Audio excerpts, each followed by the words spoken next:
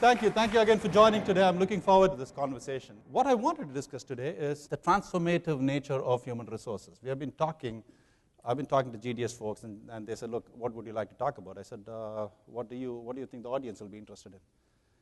Laura, who was my coordinator here, said, your profession is going through a major transformation.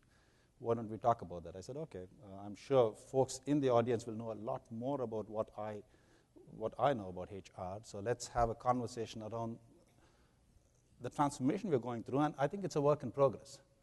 Before we talk about where we are heading as a profession, let's talk about where we were quickly so that it helps us ground. How many of you are in compensation here?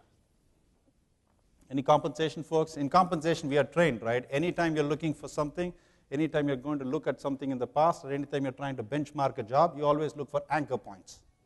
Right? We always look for anchor points. So I said, okay, if I'm going to look at how far HR has come, let me do a quick check back and see where we were.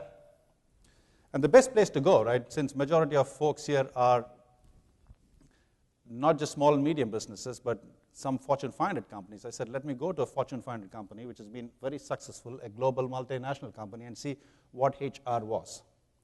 And given my training in looking for anchor points, I said, let me go look at the HR executive. Let me go look at the chief HR officer. And what did the chief HR officer do? And I came across this fantastic book by Lou Gerstner. I'm sure most of you have read that, Who Says Elephants Can't Dance. And Lou Gerstner talks about the CHRO in that book. And Lou Gerstner talks about a job description which he came across in the HR office, where the chief HR officer had written a job description for his EA, the executive assistant. So 30 years back, this is what the EA did for the chief HR officer. The EA wore white shirt and suit jackets at all time. Keep a supply of dimes, because when the CHRO wanted to make calls, he needed the EA to have that. Surprise birthday parties has to be coded as miscellaneous, because that is how he knows, and he will only take 15 minutes. More importantly, he had 3 clocks. All those clocks had to be reset daily. And he enjoys mint. This was the job of an executive assistant of a Fortune 500 company not too long ago. And ladies and gentlemen, today you know when you have an EA, you're grooming that EA to be the future CHRO for your company or for a bigger role in the organization. But that's where our profession was. And it was there for a reason, because what was the focus of our profession at that point in time? What was happening in the world at that time? The means of production. The means of production, the place where work got done was in their office, in the shop floor, in the building. So you just had to have folks showing up every day, producing what they were asked to produce. The business was very, very clear. The personnel department, as we called them then, talked about the business need being nothing more than the presence of a workforce. The output was tangible, and the work was very structured. So if that was the situation businesses were in at that point in time, what did HR have to do? Personnel, as we called it then. They just kept time. Well, IBM happened to have 3 clocks, so the EA had to ensure that all those 3 clocks were set on time. By the way, anything I'm discussing today, it's from one HR professional to another HR professional. What I'm talking has got nothing to do with what I do for a day job or my evening job. This is purely having a candid conversation, so let me put the disclaimer right there. So the HR professionals were good at keeping time, good at keeping documentation, and what was the workforce? The workforce clearly was a homogenized workforce. Workforce was local. You had and you were able to manage people. Work started at 8 o'clock in the morning, work ended at 5 o'clock in the evening. When you left the building, work stopped happening. Folks, the world changed. Today, we live in a volatile, uncertain, chaotic, and ambiguous world. In short, we call it the VUCA world. As the world changes, we as human resources executives and we as HR professionals have to change and adapt to that.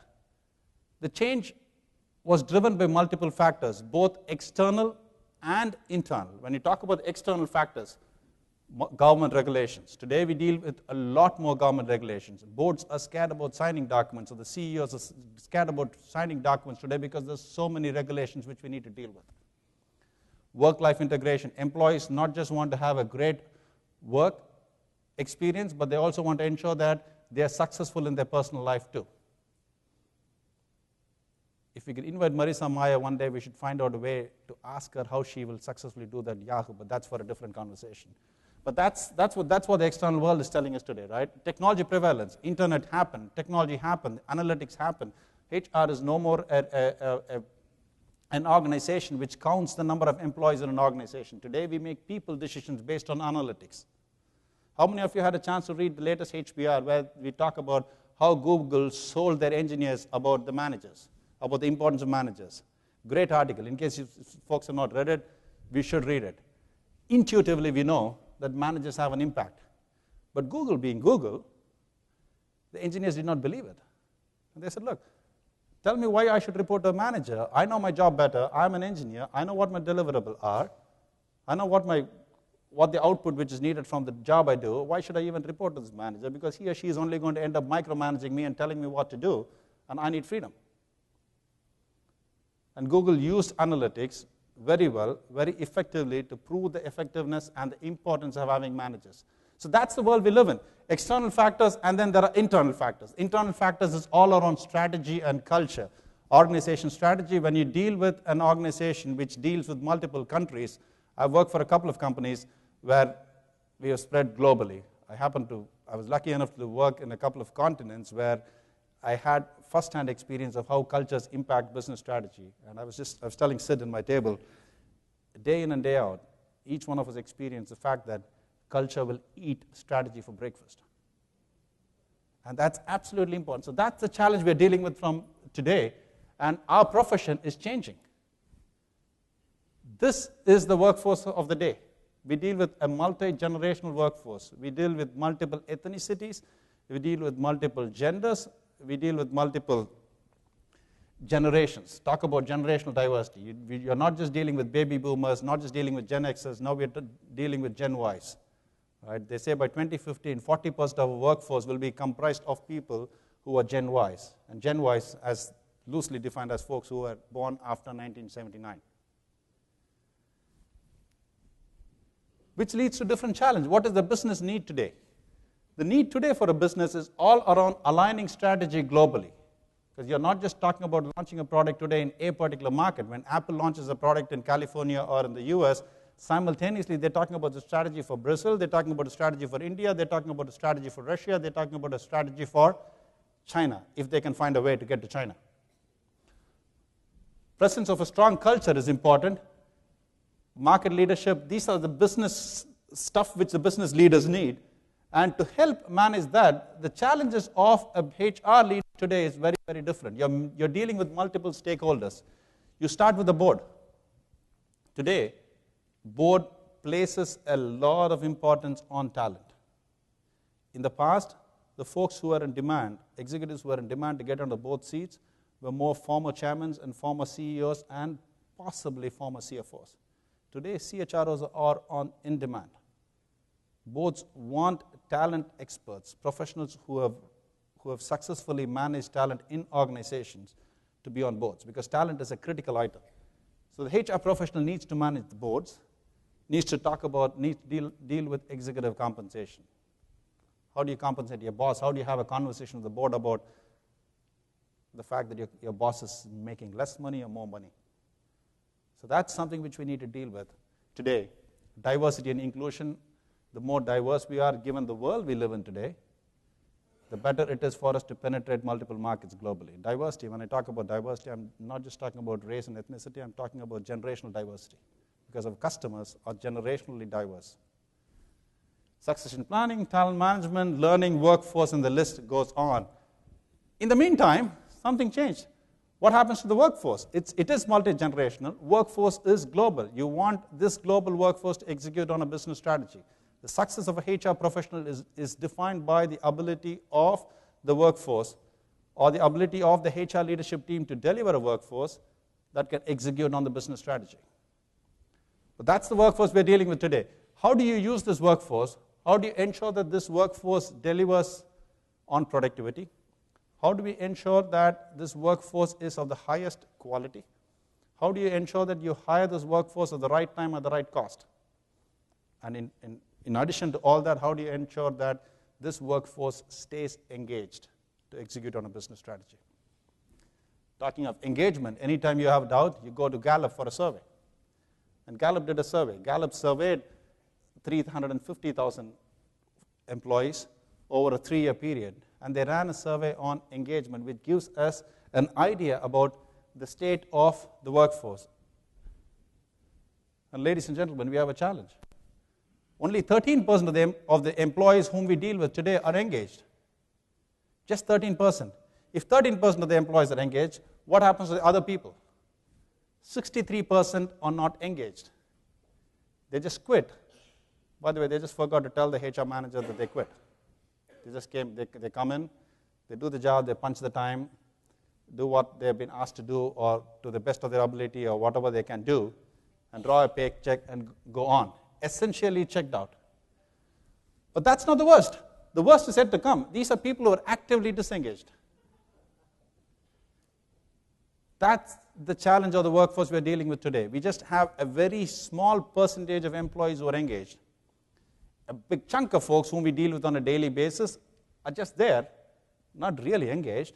And then there is almost 25%, 1/4 of the employees who are actively disengaged, trying to do things which will just not help your organization at all. In fact, every day they undermine what their engaged co-workers accomplish. If you don't take care of those folks as HR professionals, they will bring down the morale in a big time, and that's one of the reasons. The reason why your engaged employee workforce is only 13% is not because of the 63% who are not engaged. It's because of lack of action on the non-engaged people, on the actively disengaged people. That's the state of the workforce today. Okay? If we need to manage this workforce, we need the right leaders. Let's look at what is the state of the leadership. The leadership challenge we have today is this. Do we know, or do all of our managers understand how the workforce capabilities and behaviors drive strategy execution? So do we have the right leaders? Do we have the right managers? So you're not just solving for a workforce challenge, you're also solving for a leadership challenge. That takes us to what we as HR professionals and HR executives to do to impact a business strategy. To impact a business strategy and deliver a workforce. I'm sure each one of you have heard about strategic HR in your own ways, in multiple seminars, multiple conferences. In a nutshell, strategic HR is simple and straightforward.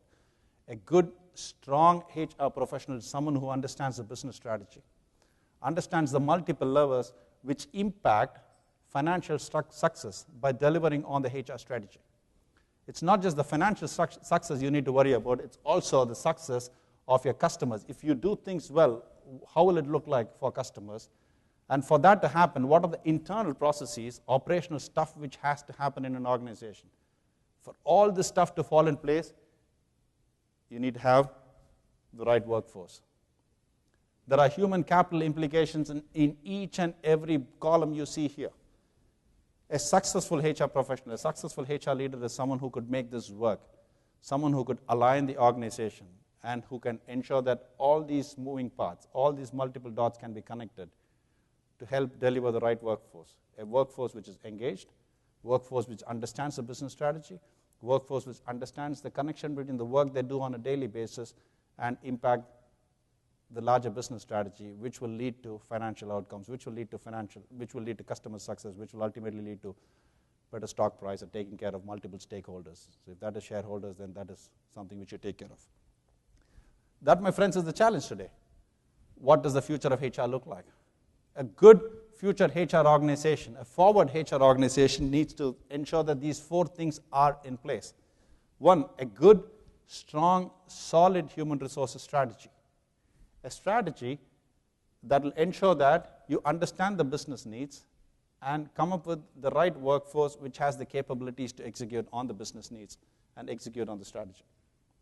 It's not just important to have a good HR strategy, it's also important that you have the right employment brand, a right brand to attract the right talent, right diverse multi-generational talent, the right brand to bring in people at the right cost, at the right quality, at the right time, keep them productive, ensure that communication happens. How many of you are in organizations where internal communications is owned by human resources?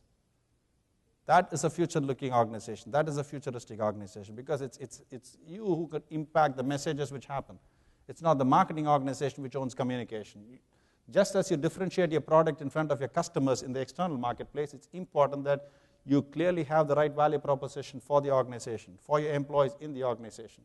You will have multiple, just as you have multiple value props for your customers, you might have multiple value proposition for the employee base. There will be a different value prop for an employee who works in the call center, and that value prop which you have, an employee value proposition, that will be completely different for technical service engineers, or that can be completely different for your sales professionals. And that is important. In addition, the thing which ties all this together is metrics. Business speaks the language of numbers. It's time the human resources professional speaks the language of numbers. If a HR executive cannot walk up to his business leader or the CEO and talk about the business impact and human capital impact through metrics, through analytics,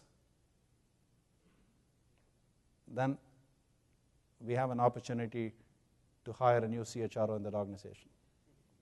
Because that's the reality today. We need to speak the language of the business, and that will help us deliver the right deliverable. What is the deliverable? The profession of HR delivers a workforce that is aligned with the business strategy. We deliver a cultural shift, and we also drive the right business decision. You need to have a seat at the table. A seat at the table is a pretty old concept.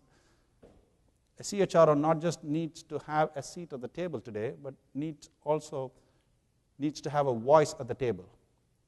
A voice that gets listened to, a voice that is credible, a voice that will get acted on because this voice has the credibility, knows how to execute, and knows the business cold. Time and again we see when a CEO leaves an organization, there is an interim CEO who's appointed to lead the company during a short-term period. Typically it is a CFO. How many of you have seen a situation where the CHRO is the interim CEO? Rarely. Because that, my friends, is an opportunity for this profession. And there are multiple companies who try multiple models to execute on this. One model we tried is a shared service model. And I've worked with a couple of companies where we have tried a shared services model. How many of you are familiar with the shared services model?